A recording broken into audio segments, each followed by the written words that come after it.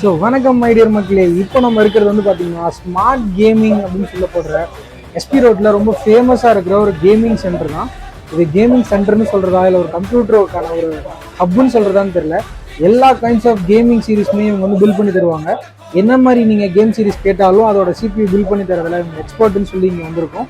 So இந்த shop வந்து பார்த்தீங்கன்னா exact location SP road near this HP showroom.